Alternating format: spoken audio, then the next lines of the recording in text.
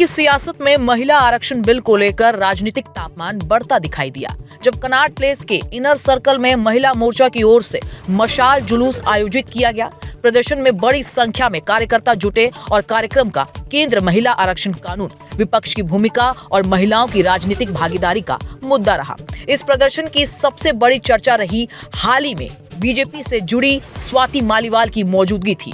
आम आदमी पार्टी छोड़ने के बाद पहली बार वह किसी सार्वजनिक राजनीतिक मंच पर नजर आए। मंच से बोलते हुए उन्होंने महिला आरक्षण कानून को लेकर विपक्ष पर गंभीर आरोप लगाए और अपने राजनीतिक अनुभव साझा किए। उन्होंने कहा कि देश की महिलाएं आज हर क्षेत्र में आगे बढ़ रही हैं, लेकिन संसद में महिलाओं की भागीदारी अब भी सीमित है।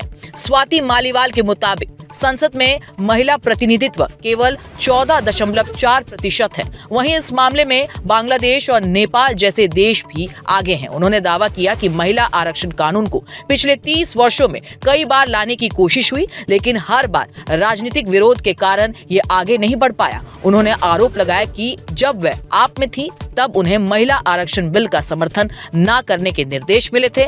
मंच से उन्होंने कहा कि मैं 2 दिन पहले तक आप में थी, मुझे कहा गया कि महिला बिल का समर्थन मत कर रहा। मैं 2 साल से संसद जा रही हूँ, लेकिन मुझे बोलने का मौका तक नहीं दिया गया। जब निर्देश मिला कि महिला आरक्षण बिल को गिराना है, उसी दिन मैंने इस्तीफा देने का फैसला किया। उन्होंने प्रधानमंत्री नरेंद्र मोदी का जिक्र करते हुए कहा कि महिलाओं को राजनीतिक अधिकार दिलाने की दिशा में यह एक महत्वपूर्ण कदम है और ये बिल पास होकर ही रहेगा। प्रदर्शन में दिल्ली की मुख्यमंत्री रेखा गुप्ता भी शामिल हुई थी। उन्होंने महिला आरक्षण बिल को लेकर विपक्ष पर हमला बोला और कहा कि आजादी के इतने वर्षों बाद भी महिलाएं राजनीतिक प्रतिनिधित्व के लिए संघर्ष कर रही हैं। उन्होंने कहा कि महिला आरक्षण बिल 7 बार लोकसभा में लाया गया, लेकिन कभी विरोध, कभी हंगामे और कभी राजनीतिक कारणों से इसे आगे बढ़ने नहीं दिया गया। उन्होंने विपक्षी दलों पर महिलाओं के अधिकारों को लेकर दोहरी राजनीति करने का आरोप लगाया। दिल्ली बीजेपी प्रदेश अध्यक्ष वीरेंद्र सचदेवा ने भी प्रदर्शन में हिस्सा लिया। उन्होंने कहा कि महिला आरक्षण को लेकर विपक्ष का विरोध महिलाओं के सम्मान के खिलाफ है। उनके मुताबिक सरकार ने स्पष्ट किया है कि परिसीमन के बाद सीटों की संख्या घटेगी नहीं बल्कि बढ़ेगी, इसीलिए किसी वर्ग को नुकसान होने की आशंका नहीं है।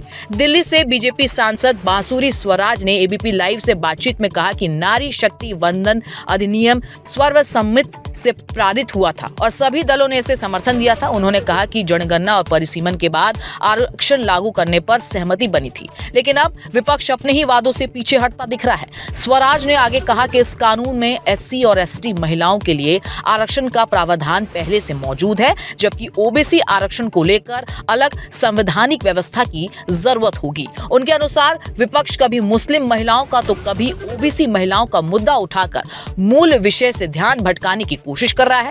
कनॉट प्लेस में हुए इस प्रदर्शन में बीजेपी महिला मोर्चा की बड़ी संख्या में महिला कार्यकर्ता शामिल रही। मशाल जुलूस के दौरान कार्यकर्ताओं ने महिला आरक्षण बिल के समर्थन में नारे लगाए और महिलाओं की राजनीतिक भागीदारी बढ़ाने की मांग को लेकर एकजुटता दिखाई। प्रदर्शन स्थल पर पार्टी नेताओं और समर्थकों की मौजूदगी ने कार्यक्रम को राजनीतिक रूप से अहम बना दिया।